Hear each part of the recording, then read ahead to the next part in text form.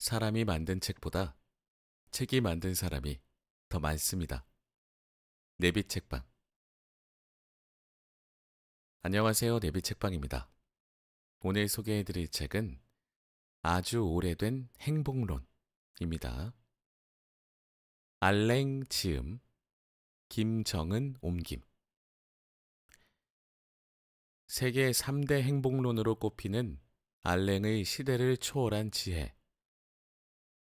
행복은 단순한 감정이 아니라 삶의 태도와 의지에서 비롯된다. 음, 네, 너무 좋습니다. 우리가 행복이라고 하면은 어떤 것들을 떠올릴까요? 뭐 소중한 사람과의 시간, 네, 그런 것도 행복이고, 요새는 뭐 가지고 싶은 물건이나 혹은 돈? 네, 돈이 팡 떠오르네요. 하지만 저자는 이렇게 얘기하네요. 네, 단순한 어떤 감정, 감정이라는 건 생각도 좀 포함이 될 수 있겠죠. 그런 것이 아니라 태도, 의지, 여기에서 비롯된다. 우리가 삶을 어떻게 바라보고 대하느냐에 따라서 행복해질 수 있다. 자, 지은이 알랭에 대한 간단한 소개도 드려보겠습니다. 20세기 프랑스의 대표적인 철학자, 저널리스트, 교육자. 본명은 에밀 오기스트 샤르티에입니다. 1868년 노르망디의 모르타뉴에서 태어나 파리 고등사법학교를 졸업한 후 루앙과 파리에서 고등학교 철학교사로 활동했다고 합니다. 교육자로서의 경험을 바탕으로 해서 철학을 일상의 언어로 풀어내는 독특한 글쓰기 스타일을 발전시켰고요. 철학을 대중들이 이해하기 쉽게 풀어 쓴다는 것은 본인도 그 철학에 대한 이해도가 굉장히 높아야 할 텐데, 음, 알랭은 아무래도 철학에 깊은 어떤 깨달음을 가지고 있지 않았을까 싶네요. 이 알랭이라는 이름조차도 앞서 소개해드린 본명은 굉장히 길잖아요. 대중들과 소통을 좀 편하게 하기 위해서 평범한 이름으로 알랭이라고 지었다고 합니다. 발음도 쉽고 간단하니까 그만큼 소통을 굉장히 중요시 여겼다고 합니다. 그래요. 뭐 철학이건 어떤 것이든 우리가 소통 없이는 아무것도 뭐 알려지지 않음으로써 아무것도 아닌 게 될 수도 있는데 소통만큼 중요한 게 없을 수도 있겠다라는 생각도 듭니다. 특히나 이 알랭은 행복에 관한 글을 아주 많이 남겼다고 합니다. 행복이 모든 사람한테 중요한 주제라고 생각했기 때문이라고 하네요. 행복. 여러분들의 행복은 어떤 것들이 있을까요? 음, 행복. 참. 우린 행복하기 위해서 많은 것들을 네, 얻기 위해 행복에 관한 것들을 얻기 위해서 노력하며 사는데 이 책을 통해서 진정한 행복이 또 어떤 것인지 한번 생각해 보는 시간이었으면 좋겠습니다. 자, 목차 소개하겠습니다. 머릿말. 모브 랑블랭 부인에게 바치는 헌사. 1장. 정념. 불안과 분노로 애끓는 그대에게. 격정이 일 때는 힘을 빼고 침착하게. 우울을 가볍게 건너는 방법. 요새 우울증을 호소하시는 분들도 많으시기 때문에 이 부분은 꼭 한번 읽고 싶네요. 기분은 파도 위의 배처럼 오르내릴 뿐. 기분이 네, 왔다 갔다 합니다. 그죠? 감정이 기분이잖아요. 널뛰듯 한다 라는 표현도 있듯이 정말 오르락내리락 거듭하는 것 같습니다. 슬픔은 곱씹을수록 커지나니 슬픔은 머리가 아닌 몸의 작용이다. 걱정은 병이고 모르는 게 약이다. 행동 뒤에 숨은 이유를 보라. 상상이 중상을 부른다. 상상 속에서 비극을 반복하지 마라. 사소한 것이 행과 불행을 만들어낸다. 근심 걱정이 병을 부른다. 그저 미소만 지어도 가벼워지는 마음. 자, 제목만 소개하고 있는데 오늘의 책 역시 제목에 그 주제와 하고 싶은 말이 다 담겨 있습니다. 네, 제목만 읽어도 위로를 받을 수 있고 뭔가 마음이 편안해지는 그런 제목들입니다. 기쁨을 과소평가하지도 슬픔을 부풀리지도 않고 일단 태도를 부드럽게 해보라. 하품으로 생각을 달아나게 하라. 자신에게 집중하지 말고 다만 멀리 보라. 2장 긍정. 어둠에서 벗어나 밝은 쪽으로. 희망이 희망의 이유를 만든다. 운명을 쉽게 단정 짓지 마라. 경험을 내 것으로 만들어라. 가고 있다면 이미 당신은 옳다. 미래를 만들어가는 능동의 존재. 운명을 믿기보다 진정으로 열망하라. 절망은 환상일 뿐 우리 모두는 운이 좋다. 이 운명은 내가 선택한 것이다. 주어진 즐거움과 쟁취한 즐거움. 자, 이 제목을 봤을 때는 많은 것들을 좀 상상하게 하네요. 네, 생각하게 합니다. 주어진 것과 쟁취한 것. 둘 다 즐거움이 있다면 주어진 것에 먼저 만족을 해야 쟁취한 것도 만족할 수 있지 않을까요? 그런 생각이 좀 듭니다. 내가 이미 가지고 있는 것에서 즐거움을 찾지 못하면 내가 얻게 된 것에서도 즐거움을 찾기란 쉽지 않을 수 있다는 생각이 들어요. 불행은 생각보다 작을지도 모른다. 찬찬히 바라보면 모든 광경이 아름답다. 삶으로 돌아가기. 나에게는 불행을 견뎌낼 힘이 있다. 적극적으로 낙관주의를 선택하라. 낙관주의자들과 비관주의자들의 대결에서 결국 비관주의자분들은 낙관주의자들을 이해하지 못하고 낙관주의자들 역시 비관주의자들을 이해하지 못한 채로 그 말이 끝나는 경우가 많죠. 저자분은 낙관주의를 선택하라고 심지어 적극적으로 선택하라고 얘기하고 계시네요. 이 또한 지나가리라. 미래는 믿는 만큼 이루어진다. 3장 실행. 행동만이 감정과 변화를 만들어낸다. 앞서 작가분이 말씀하셨던 것처럼 행동과 실천, 그런 것들이 행복을 가져온다. 이리저리 생각만 하고 아무것도 하지 않는다면, 이 제목을 보니까 저는 제 자신을 좀 반성하게 됩니다. 지난날에 제 자신을 좀 반성하게 되네요. 하지만 이제는 또 괜찮습니다. 생각을 파고들지 말고 몸을 움직여라. 원한다면 해야 할 일을 하라. 바라보지 말고 산을 올라라. 집중하는 사람에게는 권태가 없다. 즐거움은 행동과 함께 절로 생겨난다. 오직 나의 행동이 행복과 자유를 만든다.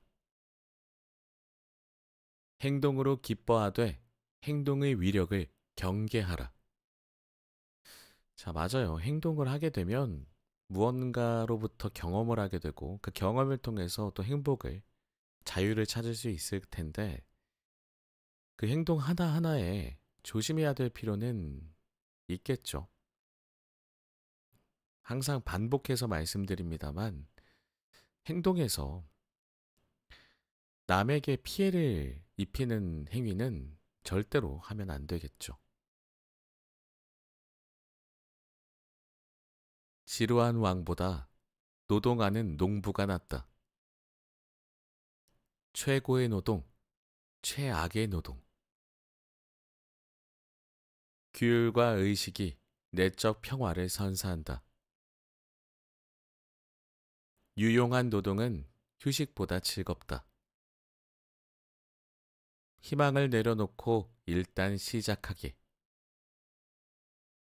가장 큰 적은 내 안에 있다. 사장, 관계. 우리 사이가 편안하고 자유롭기를. 사랑에도 의식적인 노력이 필요하다. 너무 가깝지도 너무 멀지도 않게. 타인의 입장에서 생각해보라. 과도한 염려보다 무심함이 낫다. 친밀함과 예의 사이에서 균형 잡기. 사이좋은 부부로 사는 방법. 슬픔은 아름답지 않다. 자, 이 바로 앞전에 사이좋은 부부로 사는 방법은 기혼자분들이시라면 꼭 한번 읽어보시면 좋겠습니다. 진정한 예의는 편안하고 자연스럽다.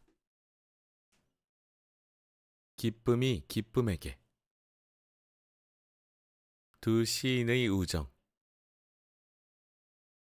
사랑은 건강에 좋고 증오는 건강에 나쁘다. 친절이 가장 큰 선물이다. 행복을 기다리지 말고 찾아 나서라. 타인을 즐겁게 하라. 5장 행복. 기필코 행복해질 그대에게. 스스로 만들어낸 행복은 배신하지 않는다. 죽음을 걱정하지 마라. 정념의 호소에 속지 마라. 후회하지 말고 현재에 집중하라. 고통을 되씹는 어리석은 사람이 되지 마라. 여행이 즐거워지는 시간 활용법. 불평 대신 긍정을 택하라. 낙관적 태도가 성장을 부른다. 행복은 평화 그 자체이다. 현실을 있는 그대로 이해하라. 고통은 내게 속하지 않았으니. 유쾌한 기분요법. 행복을 희망함으로써 행복해질지니. 행복과 건강을 위한 플라톤의 처방. 행복은 미덕이다. 기쁨과 행복이 가장 유능한 의사이다.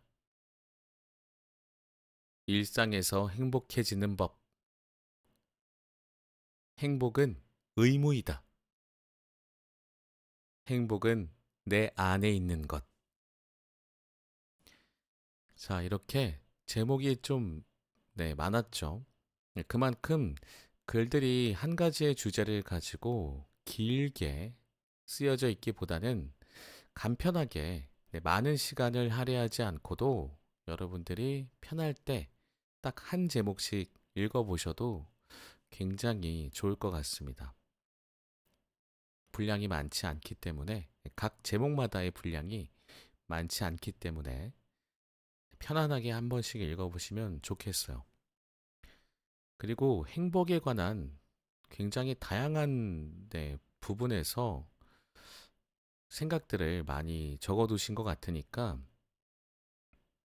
웬만한 상황은 다 여기 안에서 해답을 좀 찾을 수 있을지도 모르겠다는 생각도 듭니다.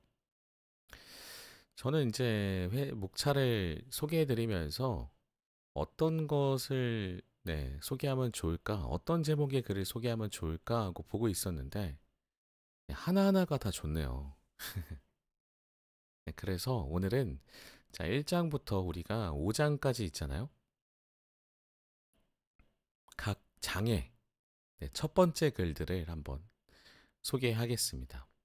그래도 분량이 많지 않을 것 같아서 여러분들께 참 도움이 많이 될 것 같습니다. 각 장을 가볍게 훑어보는 느낌으로 함께 해주시면 되겠습니다. 자, 본문으로 한번 들어가 볼까요? 1장 정념. 불안과 분노로 애끓는 그대에게.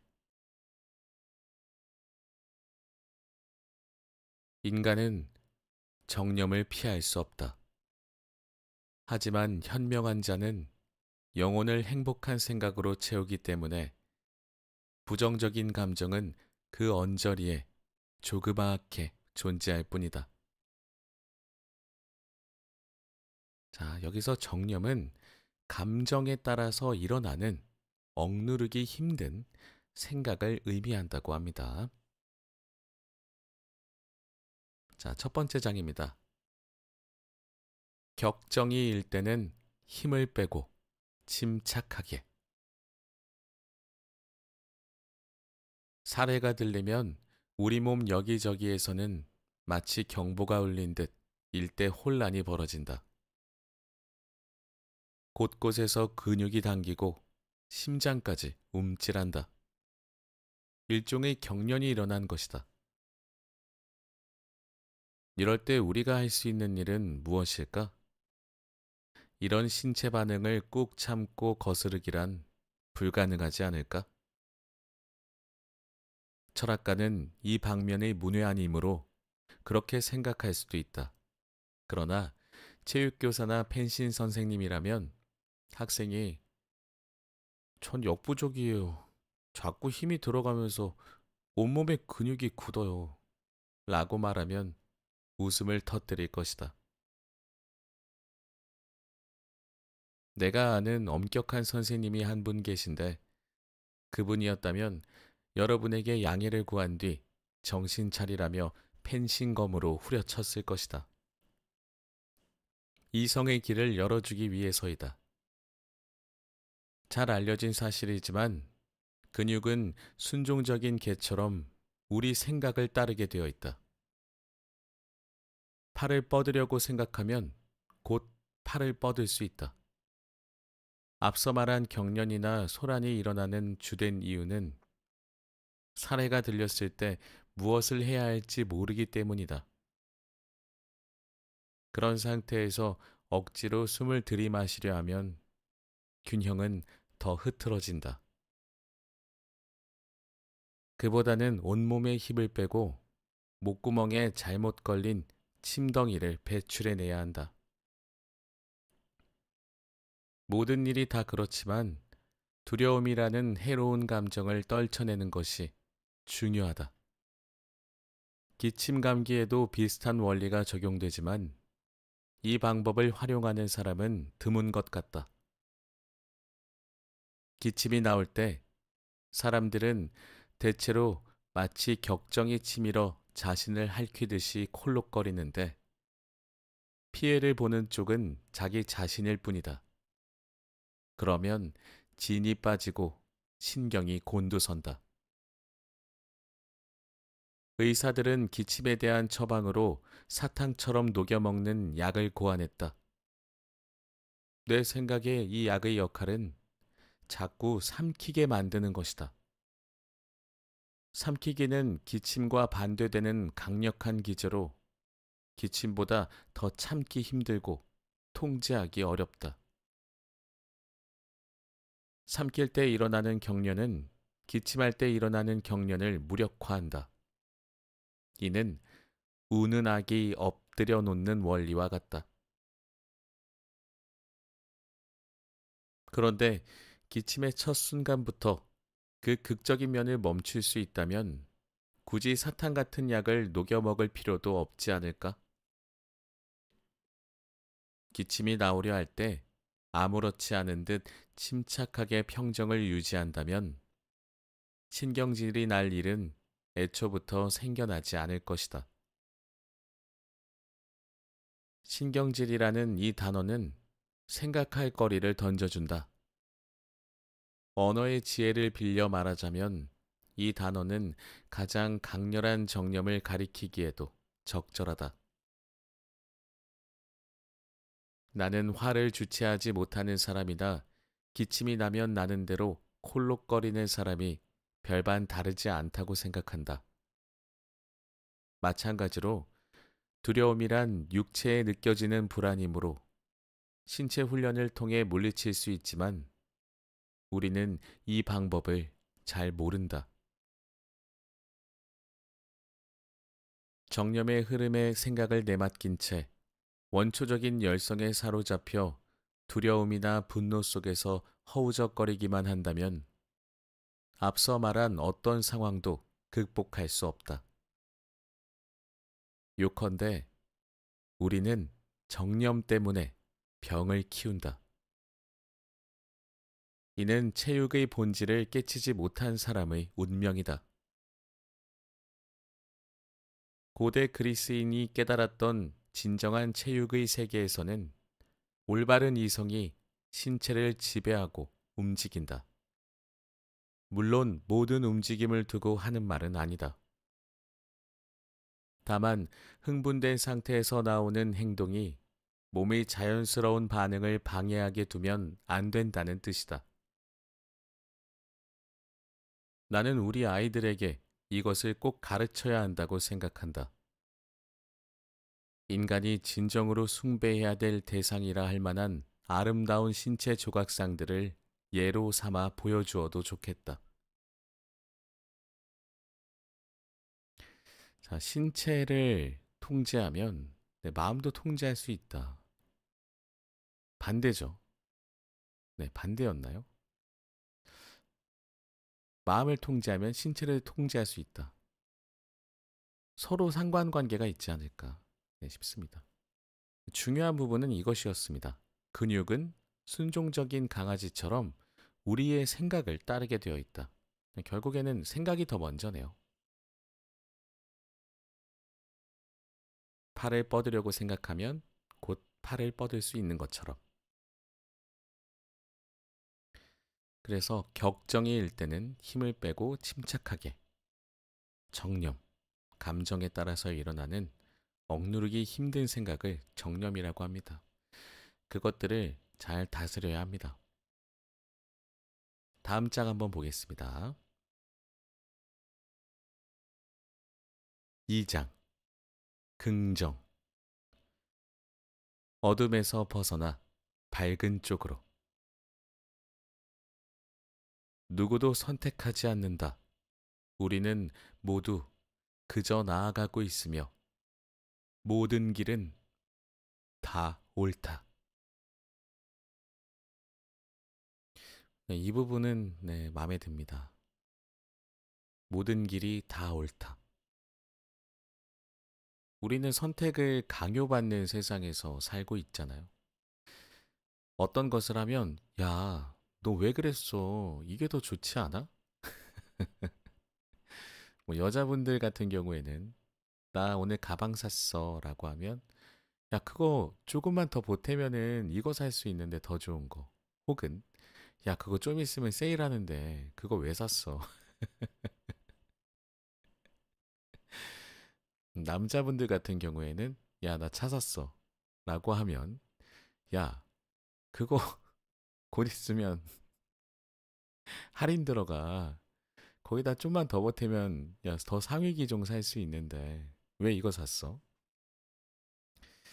네, 우리의 선택을 주변에서는 가만히 놔두질 않습니다. 그냥 우리는 우리가 가고 싶은 길로 나아가면 됩니다.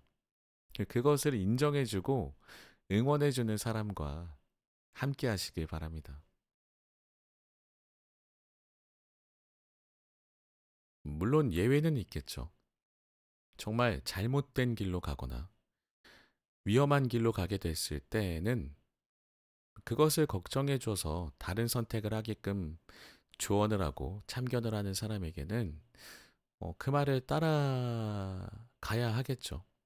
혹은 생각이라도 해봐야 하고요. 근데 그런 사람들의 특징은 평소에는 참견을 하지 않다가 위험한 상황이 오면 조언을 하게 될 겁니다. 그렇게 잘 분별하시면 되겠습니다.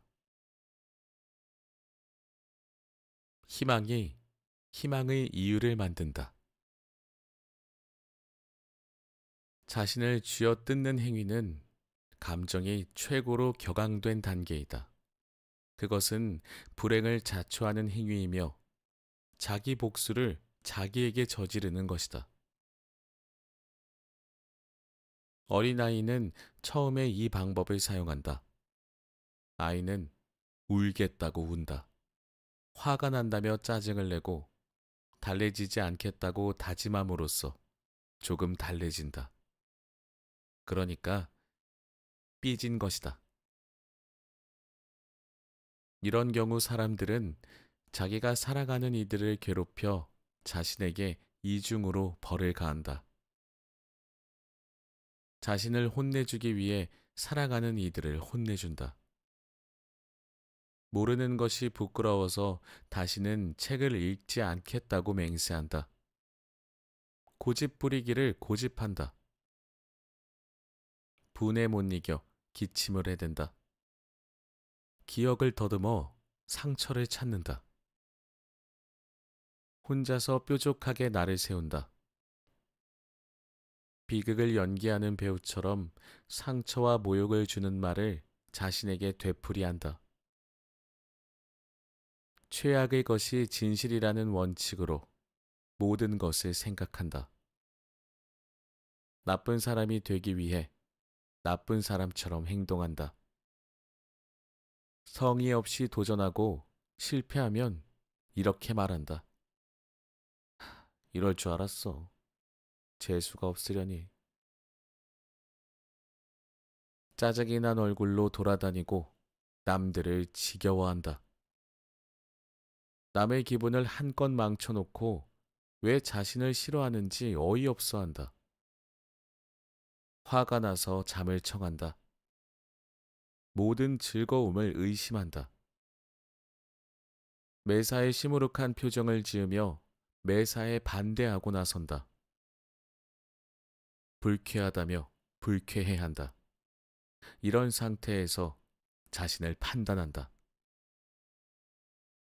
나는 소심하다. 나는 서투르다. 나는 기억력이 나쁘다. 나는 나이가 들었다. 그러고는 일부러 못생긴 얼굴을 하고 거울에 비친 모습을 본다. 이 모든 것이 불쾌감의 덫이다. 사실 추위를 견디는 방법은 하나뿐이다. 추위를 마땅히 여기는 것이다.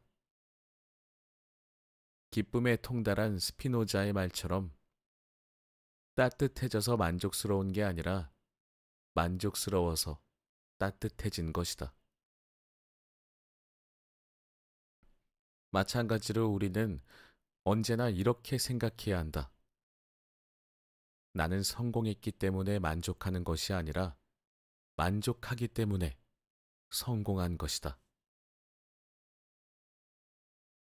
우리가 기쁨을 구하고자 한다면 우선 기쁨을 축적해 두어야 한다. 받기 전에 감사부터 알아. 희망은 희망의 이유를 만들어주고 좋은 징조는 좋은 일을 불러오기 때문이다. 따라서 모든 것이 좋은 징조, 긍정적인 신호여야 한다. 자, 네, 이쯤에서 갑자기 문득 이런 생각이 좀 들었습니다. 깨진 유리창 효과라고 하죠. 네. 깨진 유리창이 있는 집들이 모여 있는 곳은 금세 슬럼가가 된다라는 네, 어떤 사회학자의 연구였나요? 네, 그런 것들이 있었습니다. 그래서 반대로 깨진 유리창 건물들이 많이 모여 있는 슬럼가를 유리창을 교체해 가면서 그 지역을 미화 작업을 했어요.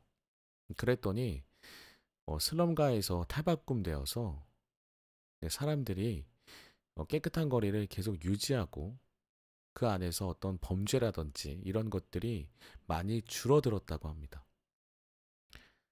그러니까 우리가 입으로 혹은 행동으로, 표정으로 자꾸 안 좋고 부정적인 것들을 계속 반복하면 뭐 입은 험한 말이 될 수 있겠고요. 표정은 찡그리고 있는 표정이 될 수 있겠죠.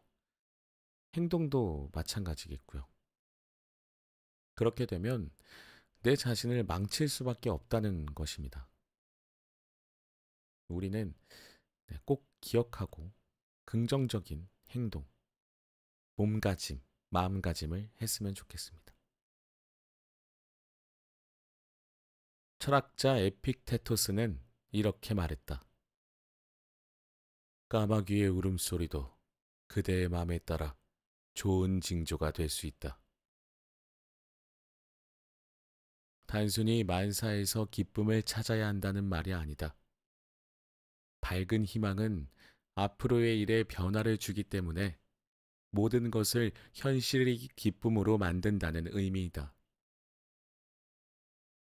성가신 사람을 만나면 먼저 웃어라.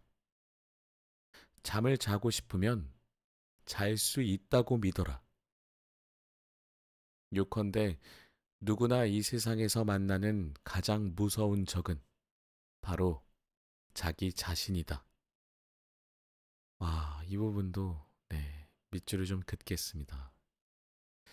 세상에서 가장 무서운 적은 자기 자신이죠. 위에서 나는 일종의 미치광이를 묘사했다. 하지만 미치광이란 누구에게나 있는 오류가 확대되어 나타난 존재에 불과하다.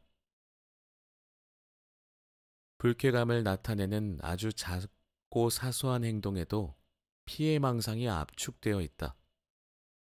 나는 이런 종류의 광증이 우리의 반응을 지배하는 신경기관에 난 미미한 상처에서 기인함을 부정하지 않는다. 모든 신경 증상은 결국 자국을 내고야 만다.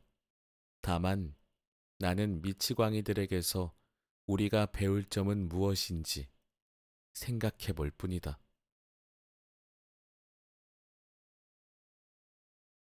3장 실행 행동만이 감정과 변화를 만들어낸다. 우리는 시간이 안겨준 운명보다 스스로 만들어낸 운명을 더 사랑하게 되어 있다. 와, 너무 멋진 말입니다. 스스로 만들어낸 운명을 더 사랑하게 되어 있다. 여러분들이 만들어낸 운명은 어떤 게 있을까요?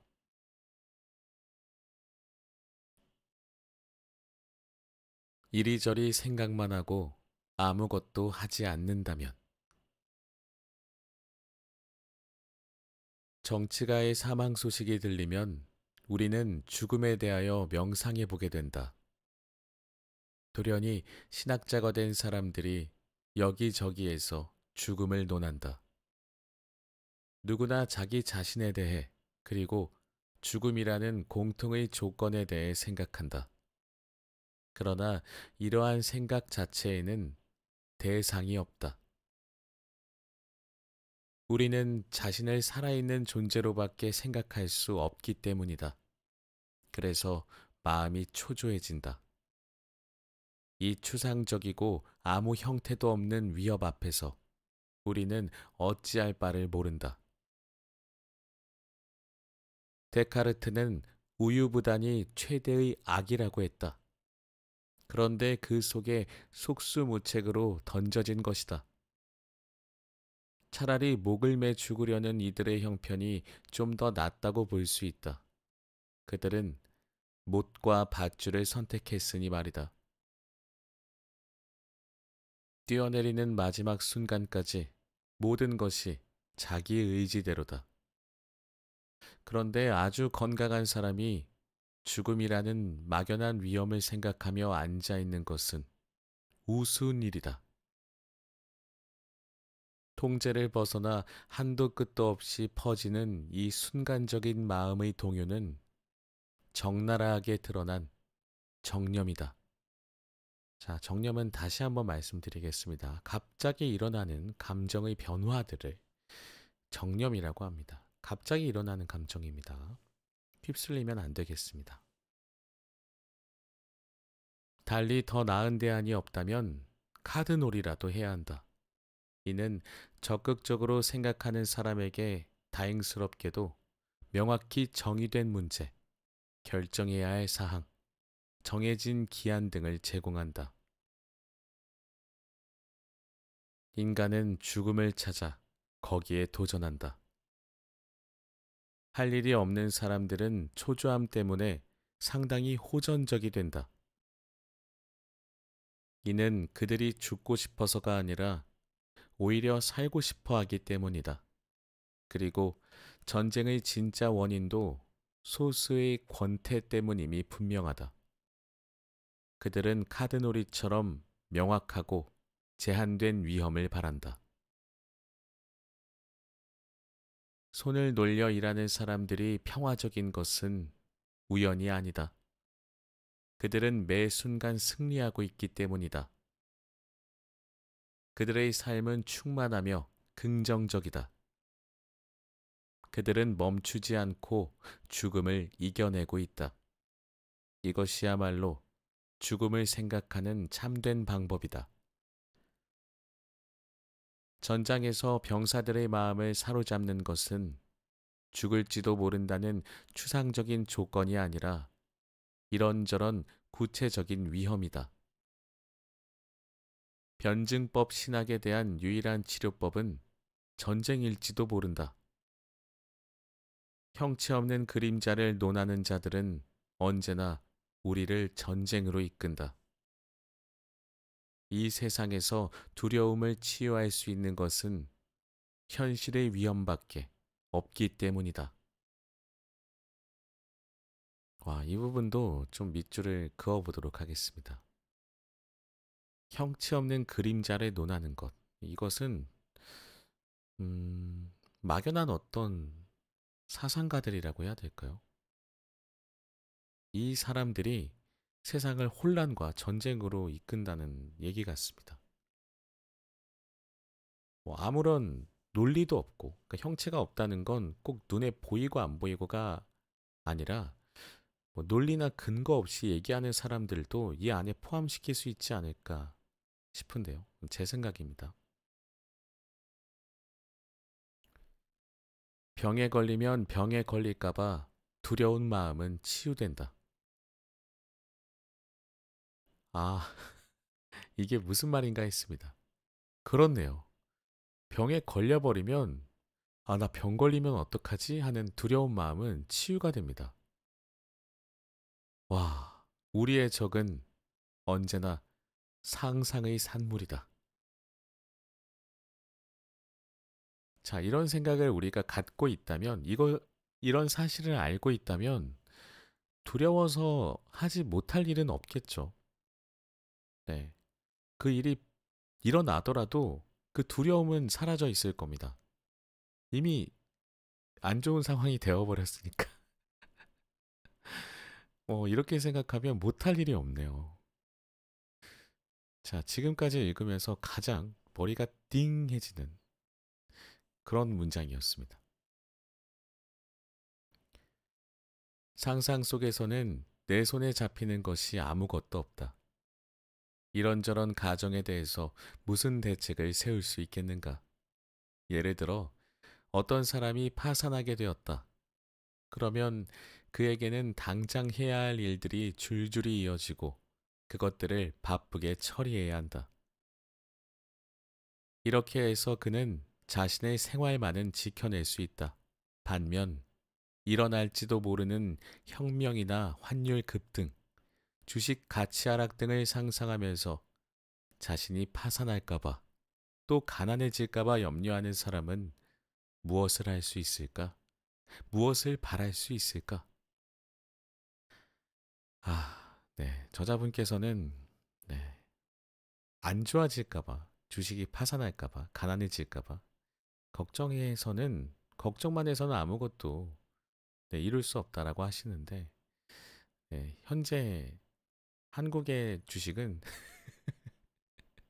걱정의 걱정이 현실이 되었음에도 그게 해소되지 않고 네, 더 떨어질 수 있다라는 두려움의 병이 계속 반복하면서 생기고 있습니다.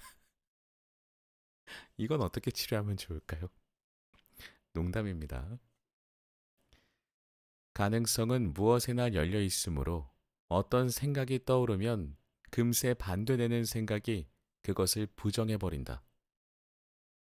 두려움에는 어떤 결과도 내지 못하는 마음의 동요가 있을 뿐 다른 것은 없다. 그리고 명상은 항상 두려움을 키운다. 죽음을 생각하는 사람에게는 즉시 두려움이 몰려온다. 나는 그렇다고 굳게 믿는다. 그러나 아무것도 하지 않으면서 생각만 한다면 무엇인들 두렵지 않겠는가? 생각이 단순한 가능성 사이를 방황하기만 한다면 무엇인들 두렵지 않겠는가? 우리는 시험에 대해 생각하기만 해도 배가 아플 수 있다. 이것을 두고 칼이 위협하고 있어서 배가 아프다고 믿을 것인가? 천만에 대상이 없어서 초조해진 우유부단이 어디에다 불을 지를지 몰라 뱃속에다 불을 붙인 것이다. 자, 이 문장은 다시 한번 읽고 다음 장으로 넘어가겠습니다. 꼭 여러분들과 함께 공유하고 싶은 문장입니다. 병에 걸리면 병에 걸릴까봐 두려운 마음은 치유된다. 우리의 적은 언제나 상상의 산물이다.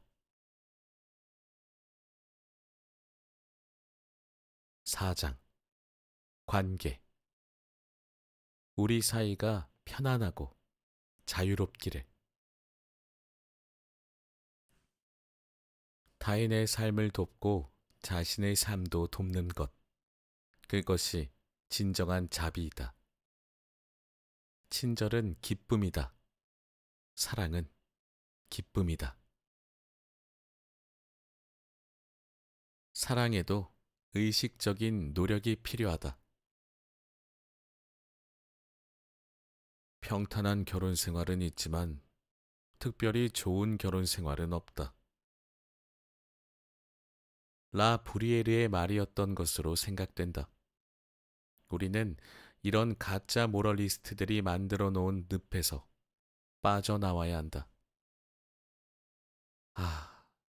네, 맞습니다. 좋은 결혼 생활이 있을 수도 있죠. 우리가 앞서 배웠듯이 우리가 겪고 있는, 우리가 누리고 있는, 우리에게 이미 주어져 있는 옆에 있는 사람과의 관계에서 행복을 느껴야 그 사람과 더 발전된 관계 속에서도 행복을 느낄 수 있고 또한 그 발전된 관계를 기대할 수도 있을 겁니다. 요새는 좀 부정적인 프로그램들이 많이 나와서 뭐 연애도 그렇고 결혼도 그렇고 오히려 이런 것들을 부추기는 느낌조차 저는 들거든요. 물론 관계를 유지하기 위해서 필수적으로 해야 하는 노력들이 있다면 그것들을 해야 하는 것도 맞겠죠. 근데 결과적으로 항상 좋지 않은 것들만 보여지는 것 같아서 다소 씁쓸합니다. 왠지 인간이 인간과 관계를 맺는 것을 싫어하는 어떤 세력들이 있지 않나. 저는 음모론자는 아닙니다만 이러다간 음모론자가 되기도 하겠어요. 세상에는 알고 보면 정말 놀라운 사실들이 많더라고요. 계속 읽어보겠습니다. 그들의 말에 따르면 우리는 행복을 과일처럼 맛보고 판단을 내릴 수 있다고 한다. 하지만 나는 우리가 과일조차도 좋은 상태가 되도록 도울 수 있다고 본다. 결혼을 비롯한 모든 인간관계에 있어서는 더 그렇다. 이것은 맛보거나 겪는 게 아니라 만들어야 한다. 와, 네, 현재 기혼자이시거나 혹은 결혼을 하고 싶은 분들이라면 꼭 기억하셨으면 하는 문장입니다. 모든 인간관계에서 그것을 맛보고 체험해보고 경험하는 것이 아니라 같이 만들어야 한다는 것입니다. 사회란 날씨나 바람에 따라 기분이 좌우되는 나무 그늘 속이 아니다. 반대로 사회는 마법사가 비를 내리기도 하고 날이 개개하기도 하는 기적의 현장이다. 자신의 사업이나 일을 위해서는 누구나 노력을 아끼지 않는다.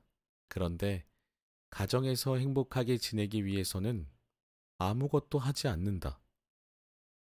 예의에 대해 이미 여러 차례 설명한 바 있지만 그 중요성은 아무리 강조해도 지나치지 않다. 맞습니다. 예의는 지나쳐도 네, 좋습니다. 너무 많이 과하게 해도 좋습니다. 예의는 결코 거짓이 아니며 낯선 사람에게만 차리는 것이 아니다.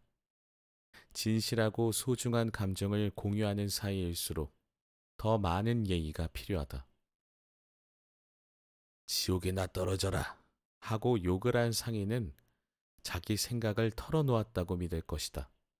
그러나 이것이 바로 정념의 덫이다. 우리가 처음 보는 모든 것은 일종의 환상이다. 잠에서 깨어서 눈을 뜰 때 보이는 것들도 마찬가지다. 우리는 그것을 판단하고 평가하고 정리한다. 어떤 상황에서든 첫눈에 보는 것은 한순간의 꿈이다. 그리고 꿈은 판단이 개입되지 않는 순간적인 깨어남이다. 그런데 왜 우리는 이런 순간적인 느낌을 더 중요하게 여기려 할까? 해겔은 즉각적인 영혼 또는 자연적인 영혼은 언제나 우울에 쌓여 짓눌려 있다. 고 말했다. 이는 매우 통찰력 있는 말이다. 자기 성찰이 제대로 되지 않으면 그건 도박과도 같다. 자, 여기서 자기 성찰이란 자기 자신에 대한 고민 같은 것들을 제대로 하지 않으면이라는 말일 수도 있을 것 같습니다. 이럴 때 자신에게 질문하면 잘못된 답만 얻게 된다. 골똘히 생각만 한다면 그것은 지루함이나 슬픔, 걱정, 조바심일 뿐이다. 무엇을 읽을까라고 자문하면 벌써 하품이 나온다. 그냥 읽기 시작해야 한다. 욕망이 의지로 이어지지 않으면 사그라들고 만다. 사회, 직장 등 공공생활을 할 때는 누구나 매 순간 자신을 잘 다스리고 자세를 바르게 한다. 그런데 집에서는 왜 그렇지 못할까? 저마다 서로의 애정에 기대어 편하게 있으려 한다. 잠을 잘 때는 그래도 되지만 깨어 있을 때 그러면 문제가 생긴다. 그래서 선량한 사람도 집에서는 무서운 위선자가 되기 일수다. 여기서 중요한 것은 감정을 숨기려고 하지 말고 운동선수처럼 몸을 움직여 감정을 바꾸는데 의지를 써야 한다는 것이다. 불쾌감, 슬픔, 짜증이 비나 바람처럼 어쩔 수 없는 일이라는 생각은 선입견이고 그것은 가짜다. 진정한 예의는 자신의 의무를 느끼는 것이다. 존중, 신중함, 정의는 반드시 지켜야 할 것들이다. 특히 정의는 중요하다. 정념이 먼저 올라와도 재빠르게 정의로 돌아가는 것은 결코 거짓된 행동이 아니다. 오히려 진정한 성실함이다. 그런데 사랑에 대해서는 왜 그만한 성실성을 요구하지 않는가? 사랑은 저절로 이루어지는 것이 아니다. 욕망 또한 자연적으로 오래가지 않는다. 진정한 감정은 정성껏 만들어가는 작품과 같다. 카드 게임을 할 때는 처음부터 지루해서 그만두려고 하지 않는다. 피아노를 칠 때도 건반을 아무렇게나 누르지 않는다. 음악은 모든 예 중에서도 가장 좋은 예이다. 음악은 의지로만 지속되고 그 다음에 은총이 온다고 신학자들은 말한다. 그들도 무슨 말인지 모르고 하는 말이지만 말이다.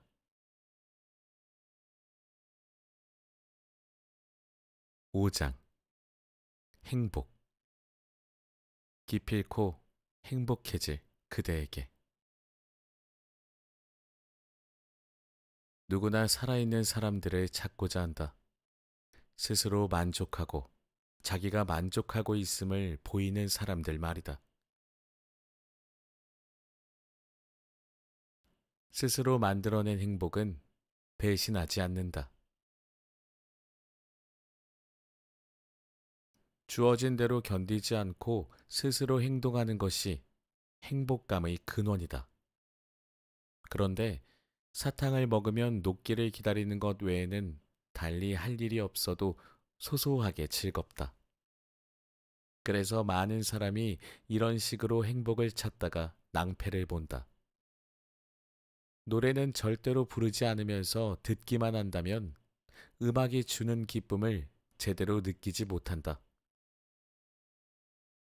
그래서 어느 현명한 사람은 음악의 맛은 귀가 아니라 목으로 느끼는 것이라고 말했다. 아름다운 그림을 볼 때 느끼는 즐거움은 휴식하는 즐거움이다. 그러나 그림을 서투르게나마 직접 그리거나 수집하는 게 아니라면 큰 즐거움은 못 된다. 즐거움은 단순히 판단하는 행위가 아니라 탐구하고 정복함으로써 얻을 수 있다. 사람들은 연극을 보러 가지만 생각보다 더 지루해야 한다. 지루하지 않으려면 연극을 만들어 보거나 적어도 연기를 해봐야 한다. 모두가 배우 역할을 하는 사교계라는 희극 속에서 즐거움을 느꼈던 기억이 누구에게나 있을 것이다. 나에게는 몇 주 동안 인형극 만들기에 몰두했던 행복한 추억이 있다. 관객의 반응인 중요하지 않았다. 이 인형극에서 비평이라는 보잘것없는 즐거움은 관객의 몫이었다. 카드놀이를 하는 사람은 끊임없이 새로운 것을 만들어내며 게임의 흐름을 바꾼다. 카드놀이를 할 줄 모르는 사람에게 카드놀이를 좋아하느냐고 물어서는 안 된다. 카드놀이를 일단 할 줄 알게 되면 정치 따위는 신경 쓰지 않게 된다. 다만 우선은 배워야 한다. 세상 만사가 이와 같다. 배워야 행복해진다. 사람들은 행복이 늘 우리 곁에서 달아난다고 말한다. 거저 주어진 행복은 그렇다. 그런 행복에서는 아무것도 찾을 것이 없기 때문이다. 하지만 스스로 만들어낸 행복은 절대 배신하지 않는다. 행복은 배우는 일이고 우리는 언제나 배우면서 살아간다. 알면 알수록 배우는 역량도 커진다. 라틴어 학자의 즐거움도 여기에서 온다.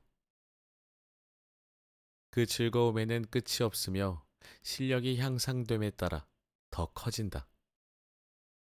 음악가가 되는 즐거움도 마찬가지다.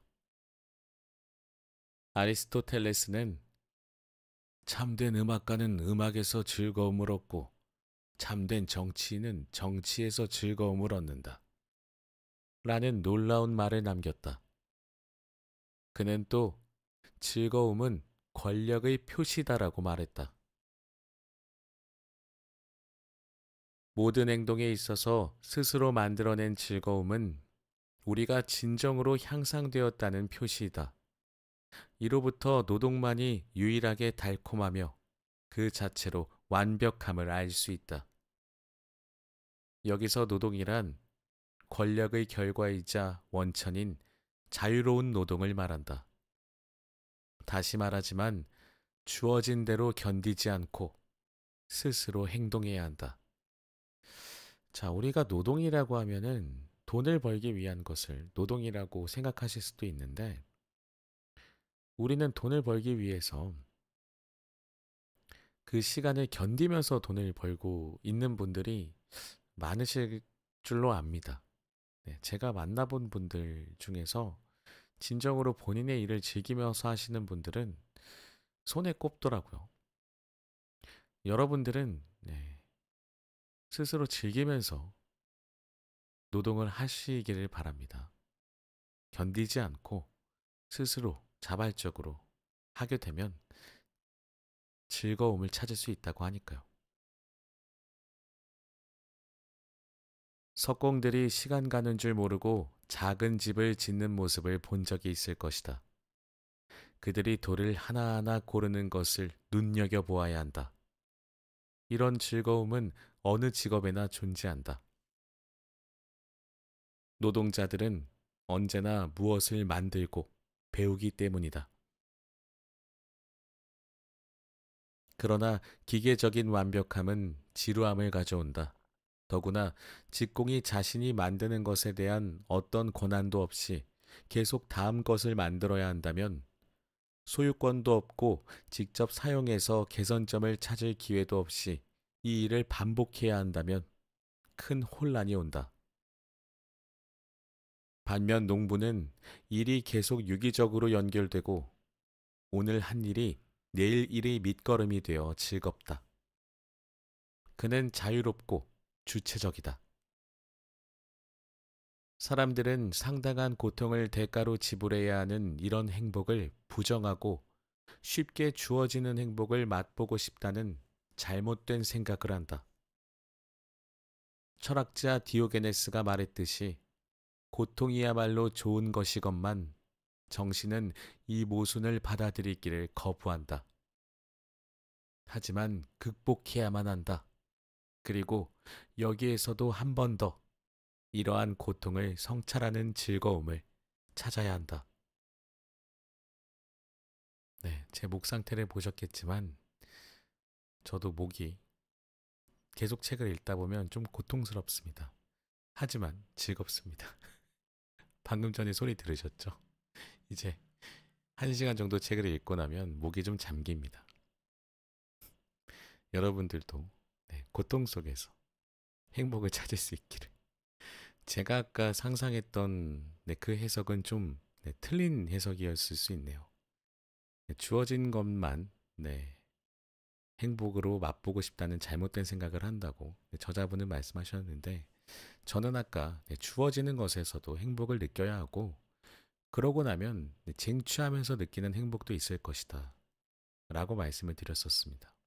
이 부분에 대해서는 네, 들으셨던 분들이 지금 듣고 계시는 분들이 나름의 한번 해석을 해보시면 더 좋지 않을까 싶네요.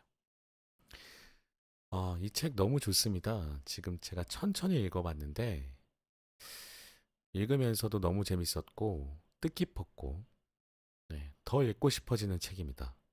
제목을 각 장마다 제가 한 제목 정도밖에 소개를 못 해드렸는데 각 장마다 10개 이상의 제목들이 있어요. 그래서 여러분들이 직접 읽어보시면 정말 도움이 많이 될 그럴 책인 것 같습니다. 오늘의 책 아주 오래된 행복론 알랭이였습니다. 저는 다음 시간에도 재미있고 유익한 책으로 찾아뵙도록 하겠습니다. 들어주신 모든 분들 감사드리고요. 항상 행복하시길 기원하겠습니다. 다음 시간에 뵙겠습니다.